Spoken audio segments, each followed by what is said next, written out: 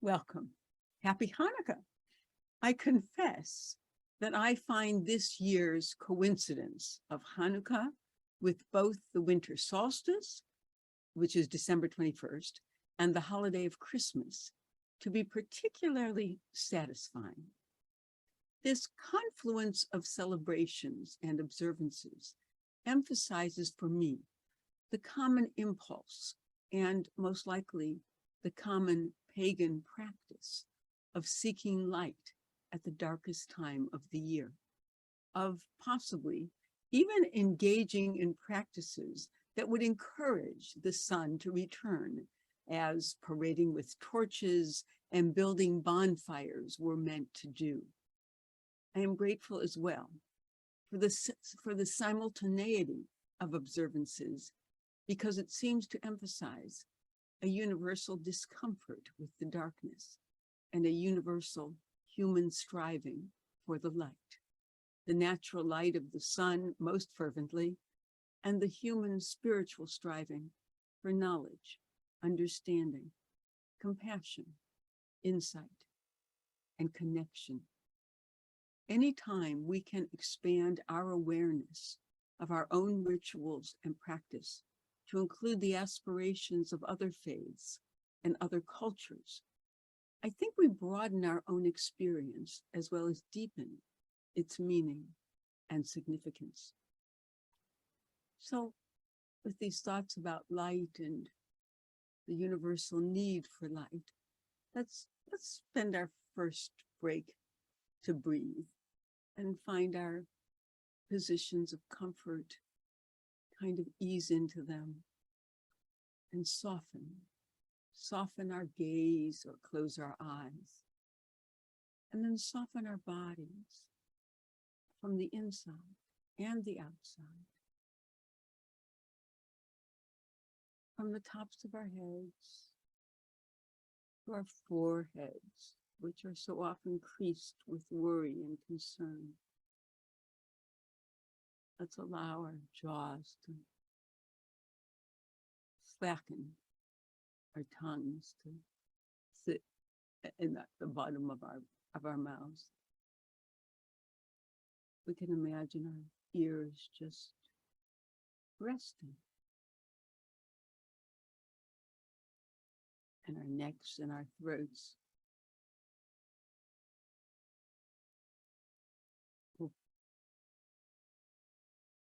there's a lot of creaking in there. It's always good to let those go a little bit. And our shoulders, either with a roll, we could roll them back. We could roll them forward. We could scrunch them up around our ears and then just let them drop. And our arms, we can just rest our entire arms, elbows, forearms, wrists, hands, and fingers that work so hard all the time. Let's just allow them to sit comfortably in our laps. And let's soften from the inside out. Our lungs and digestive system, another place that I think takes a lot of abuse. Oh my goodness, and especially at this time of the year. Let us just allow it to soften, just to be right now.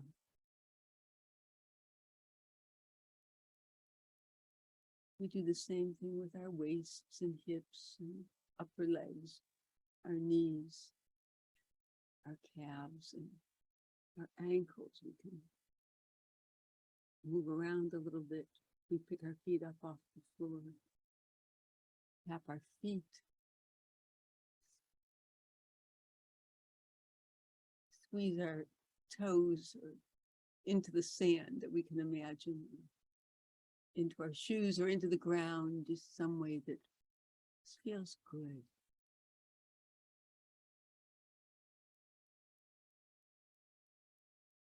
And once we've kind of softened our whole aspect, let's take a nice breath, thinking about it, feeling it, being aware of it coming into our bodies, through our noses, through our open mouths, down our throats, into our lungs, and even below. And I like to imagine that it's just filling our whole body.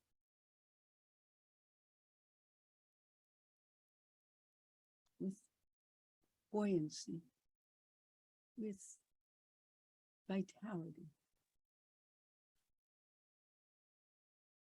Let's just feel how good it feels when we're paying attention to it. Because most of the time, we breathe, and thank God it works on its own. So we feel that fullness, even hold on to it for a few seconds, and then let it go.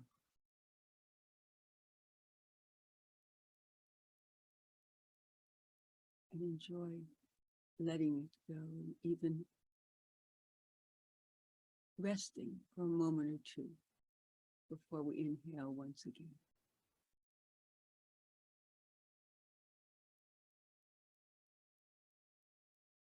And as we do, we might be aware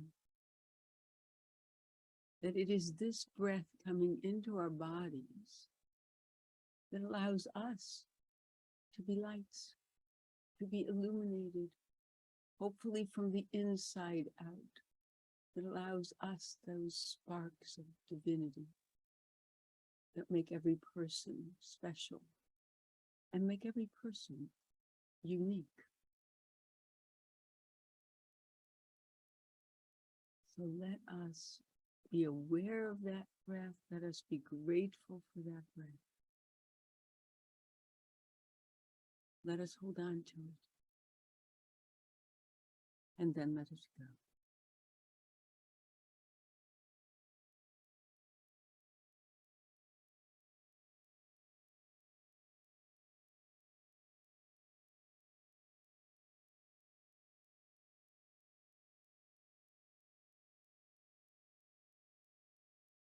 We can even imagine that as we exhale, we are sending our light, our own special individual light into the world.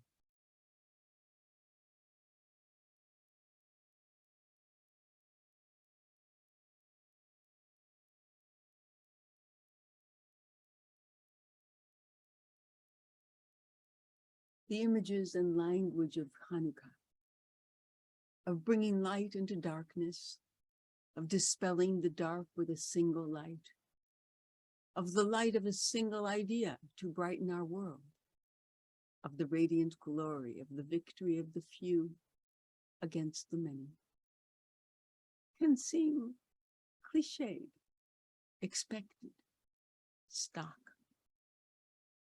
But then the natural world reflects our ritual calendar, and the world of humanity is in such desperate need of light that Hanukkah speaks to us again with a fresh voice, a stunning realization, a new old wisdom that we need to hear and need to believe.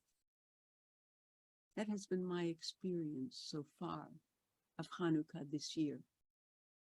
But if you are longing for inspiration, I found this reflection by Rabbi Michael Strassfeld to be compelling. This is the season of gift giving, feasting, and light in many traditions. In these darkest of days, in these darkest of times, celebrations of light arrive to disrupt our mood, while our politics and our sense of safety and security make us feel as though we are journeying into the heart of darkness. Hanukkah, the festival of lights, asks us to resist the temptation to sink into despair. We light the menorah because we are told a great miracle occurred. What is the miracle? Perhaps it was that one small cruse of oil burnt in the temple of Jerusalem for 8 days instead of the expected one day. Perhaps it was because a small band of Jews defeated the mighty Seleucid Empire. But just perhaps, the real miracle we celebrate is the miracle of light itself and the hope that light brings. We light an additional candle each night, ensuring that the light increases rather than diminishes. Why is light so special? Light gives of itself freely, filling all available space. It does not seek anything in return. It asks not whether you are friend or foe. It gives of itself and is not thereby diminished. Light is the perfect gift because it is for the recipient, not for the giver. It has no limits. It transforms the darkness. It is why our symbol of freedom in the United States is the statue of a woman holding a torch held high to light the way to those seeking refuge in the land of the free and the home of those brave enough to resist darkness. It is traditional to put the menorah in the window so that those passing by can see its light. We share the light to give one another hope in the face of all that challenges us. How? In the Talmud, a story is told of Rabbi Yosef, who once was walking on a pitch-black night when he came upon a blind person walking, torch in hand. The rabbi asked the person why he carried the torch, since it clearly could be of no use to him. The person replied, "As long as the torch is in my hand, people can see me and help me." The person was also carrying the torch to bring awareness to those who think they can see, but are actually stumbling in the dark. We light the menorah at Hanukkah, the darkest time of the year, to remind us to reach out to those who feel surrounded by darkness so that they do not feel abandoned and alone. By lighting the menorah, we ignite the flame in our souls, the sparks that cannot be extinguished, that will burn not for 8 days, but for eternity. We place the menorah in our windows to be visible to those passing by, just as our inner light must shine against the darkness of evil and indifference, and must kindle the spirits of our fellow human beings. The menorah reminds us of this miracle, that no matter how dark life may be, there remains a source of light deep within us. You may not see it listed among the top gifts for the holidays, but light is the greatest gift of all. The light that comes from a kind word, a helping hand, a listening ear, and a compassionate heart. And from Rabbi Zach Shapiro, we learn, at this darkest time of year, the small lights we kindle are reminders that each act of goodness, each outreach of kindness, each initiative toward justice, each time that we make things better, one by one, we make a difference. This is about your light. This is about your soul. This is about your imprint in the world, making it better wherever you can. So let us breathe. Breathe in the images of light. Breathe in the potential of this time. And let us simultaneously breathe out the darknesses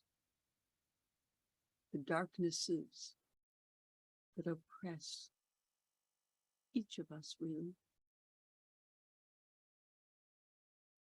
and certainly our world at large.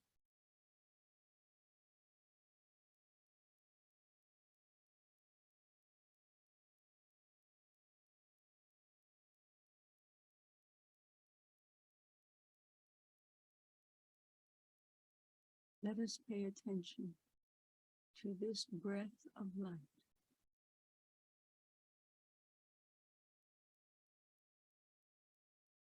as we inhale it and as it mingles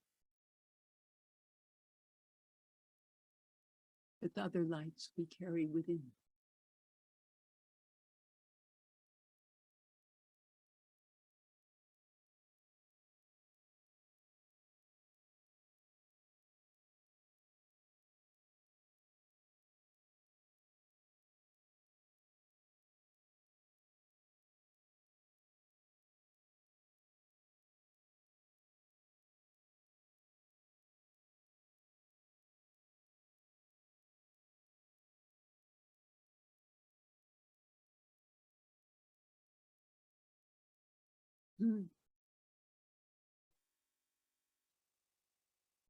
I hope you will continue just breathing in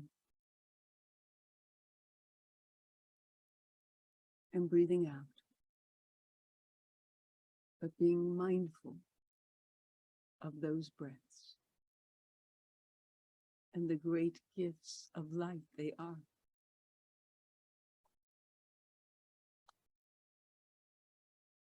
By way of conclusion, however, I would share with you these thoughts about the mystical origin of all light. These thoughts which are found in the Hadar Hanukkah Companion of 5783. The light which emanated from God during creation became our own inner light. This inner light, the capacity to create, brighten, uplift, enliven, and renew, remains present within us as a resource we can draw upon at any time. The days of Hanukkah, however, hold a unique power to help us notice and cultivate this divine light within us as we grow and nurture our inner resources. The impact of our light naturally spreads outwards to our inner circles, to our broader communities, and ultimately to the entire world. May we sense the light of creation within us and be able to draw upon it in times of darkness. May we shine a light on our strengths and also notice the places where there are opportunities for growth and for adding light. And may the divine light shine through us to permeate the rest of our world. I pray that the end of your holiday is satisfying, is celebratory, is joyous, is meaningful, and that you have a good week. I look forward to seeing you next time. God bless.